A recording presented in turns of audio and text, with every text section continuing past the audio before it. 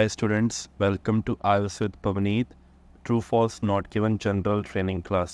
So आज की class से हम ट्रू फॉल्स समझेंगे, उनको कैसे करा जाता है, उनकी कीज टिप्स एंड जो भी मेन पॉइंट्स होते हैं वो सारे के सारे क्लियर करेंगे. All right, so shall we start. चलिए, सो ट्रू फॉल्स पहले तो हम समझते हैं ट्रू फॉल्स नॉट गिवन में डिफरेंस क्या होता है.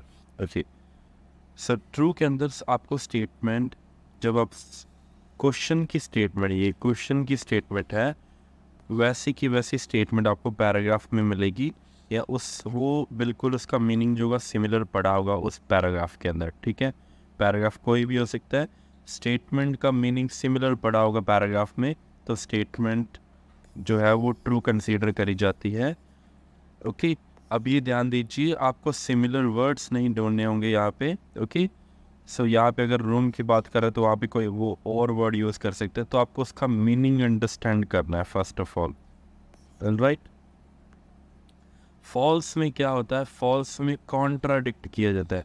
ध्यान दीजिए, कॉन्ट्राडिक्ट करना मतलब अगर मैंने यहाँ पे 2 बेड्स लिखा हुआ है, तो अगर वहाँ पर पैराग्राफ में 2 बेड्स दे रखा है आपको, तो आपका आंसर तो ट्रू हो गया. ओके, अगर पैराग्राफ में आपको दे रखा है 1 बेड, 1 बेड दे रखा है, 3 बेड्स दे रखा है, ओके, सो आंसर क्या हो जाएगा, वो कॉन्ट्राडिक्ट कर जाएगा. That is what we called false. Okay, इसके लिए फॉल्स आता होता है. ओके, अब ध्यान दीजिए, ये चीज़ मेन है, आपको वर्ड्स पे नहीं जाना है, उनके मीनिंग अंडरस्टैंड करने हैं ध्यान से.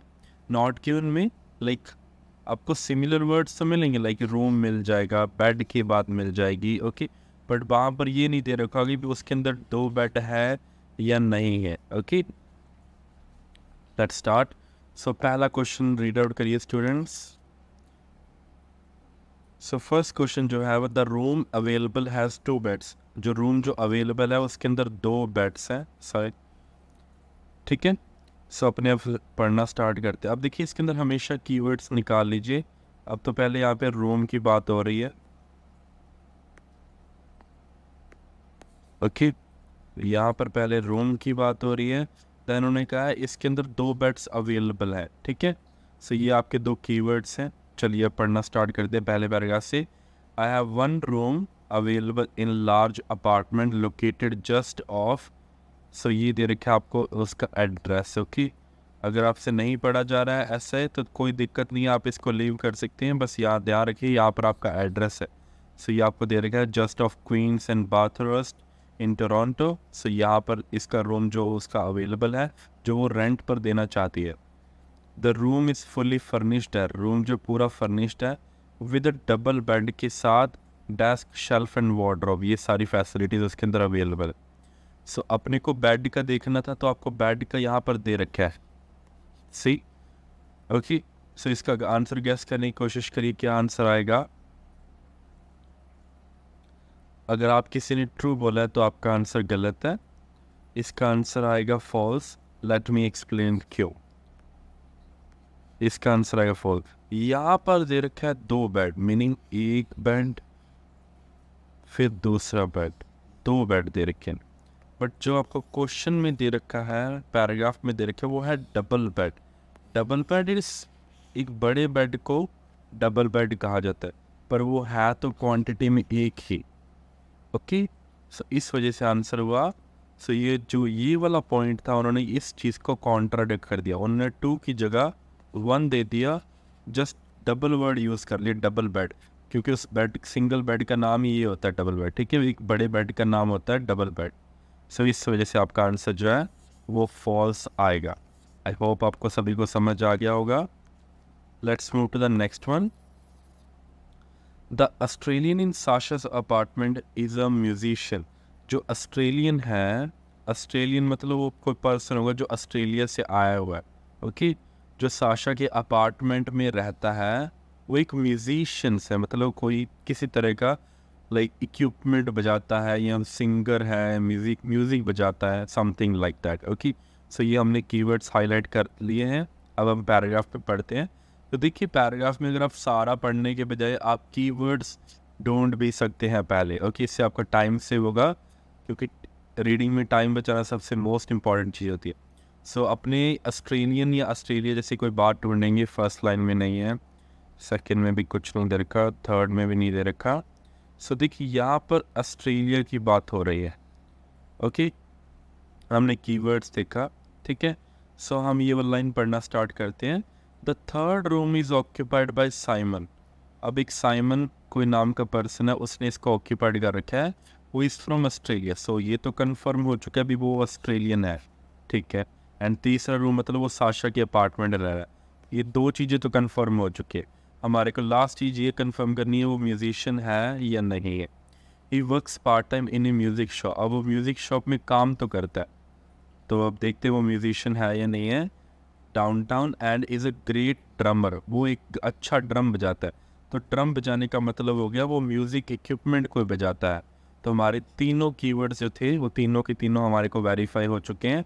तो आंसर आपका आ जाएगा ट्रू। आई होप सबको समझ आ चुका होगा। नेक्स्ट पढ़ते हैं। नेक्स्ट क्वेश्चन देखिए स्टूडेंट्स। सो नेक्स्ट क्वेश्चन है, Sasha does all the cleaning in the apartment. Sasha जो है वो सारी की सारी क्लीनिंग करती है अपार्टमेंट के अंदर। अब यहाँ पर दे रखे सिर्फ साशा, ठीक है, इसके साथ कोई और नहीं है। तो आपको ये देखना है वो सारी की सारी क्लीनिंग करती है अपार्टमेंट के अंदर। ओके, ध्यान दीजिए, अगर आपको वहाँ पे साशा के साथ कोई और भी दे दिया, कोई और प्लस एक बंदा और ऐड कर दिया, ठीक है, तो आंसर क्या आ जाएगा।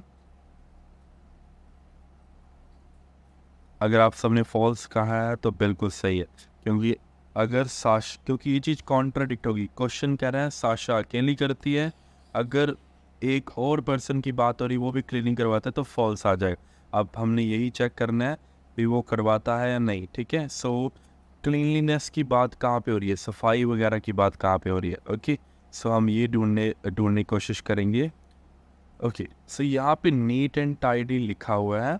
नीट एंड टाइडी का मतलब होता है साफ सुथरा। Okay, so we both like keeping the place neat and tidy. हम दोनों को सफाई रखना पसंद है, मतलब थोड़ा बहुत वो आइडिया दे रहा है भी दोनों सफाई करते हैं। I actually enjoy cleaning in my spare time. जो साशा है, आई मतलब साशा की बात हो रही है यहाँ पे, क्योंकि यहाँ पे साशा का ही मेन पैराग्राफ चल रहा है। ये साशा को क्लीनिंग करनी पसंद है फ्री टाइम के अंदर। And sometime we do it together as a roommate team. कई बार हम एक साथ साथ भी करते हैं, मतलब साशा अकेली नहीं करती है, साशा के साथ जो साइमन है ऑस्ट्रेलिया वाला वो भी क्लीनिंग करता है।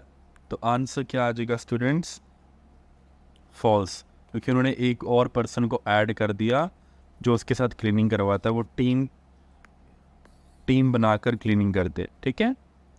अगला है फोर्थ क्वेश्चन, देखिए, Sasha like being in the open air. Sasha likes being in the open air. Sasha को ओपन एयर में रहना पसंद है, लाइक उसको खुली हवा में आउटडोर्स में घूमना फिरना पसंद है। ओके, अब ये चीज़ ध्यान रखेंगे, ये साशा की लाइक्स एंड डिसलाइक्स की बात कर रहा है। अब यहाँ पे हो रही है बात लाइक्स की। अब उसे घूमना फिरना कह लो, एक्सप्लोर करना कह लो, या ओपन एयर में या फिर आउटडोर में घूमना फिरना पसंद है, लाइक पार्क वगैरह, गार्डन वगैरह, ठीक है। ये सब अपने थॉट्स लेके आने माइंड में, ठीक है। अब अपने को ये चेक करना, अगर उसको पसंद हुआ तो ट्रू आ जाएगा, अगर उसको नहीं पसंद, रूम में रहना पसंद है, तो फॉल्स आ जाएगा। अगर बताया नहीं उसको रूम में रहना पसंद है या बाहर घूमना पसंद है तो नॉट केवल आ जाए। चलिए देखते हैं। सो अपने कुछ ऐसा ओपन एयर समथिंग लाइक वाली कोई बात ढूंढने की कोशिश करेंगे। सो देखो यहाँ पे लिखा हुआ है, I love watching movies, exploring, getting out of the city into the outdoors and listening to music. Students इसका आंसर ट्राई करने की कोशिश करिए। आंसर क्या आ सकता है इसका, उन्होंने आपको दे रखा है I love watching movies, exploring, getting out of the city, city से बाहर निकलना, एंड इनटू द आउटडोर्स में इसको जाना पसंद है, एंड लिसनिंग टू म्यूजिक पसंद है इसको। सो ये 3-4 एक्टिविटीज़ दे रखी हैं जो उसको करनी पसंद है। तो आपका क्वेश्चन जो है इसके साथ मैच हो रहा है या नहीं हो रहा है, उसको ओपन एयर में रहना पसंद है या नहीं। अगर आप सब ने ट्रू बोला है तो दैट्स वेरी गुड, आपका आंसर ट्रू आ जाएगा, क्योंकि यहाँ पर आपको क्लियरली मेंशन किया हुआ है she love going in the outdoors, उसको आउटडोर्स में जाना पसंद है। उसको आउटडोर्स में जाना पसंद है, मतलब उसको ओपन एयर में रहना पसंद है। तो आंसर आपका ट्रू आ जाएगा सभी का। That's very good. अगर आपने ट्रू चूज़ करा है, फॉल्स चूज़ करा है तो कोई बात नहीं, नेक्स्ट क्वेश्चन में ट्राई करना। Okay, keep practicing. चलिए 5th नंबर क्वेश्चन देखिए।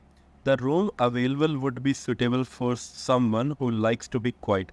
अब जो रूम ये रेंट पर जो देना चाह रहे हैं, जो साशा जिस रूम पर जो रेंट पे रूम देना चाह रही है, वुड बी सुटेबल, वो उनके लिए सुटेबल होगा, उस पर्सन के लिए सुटेबल होगा, for someone who likes to be quiet, जिसको शांत रहना पसंद है।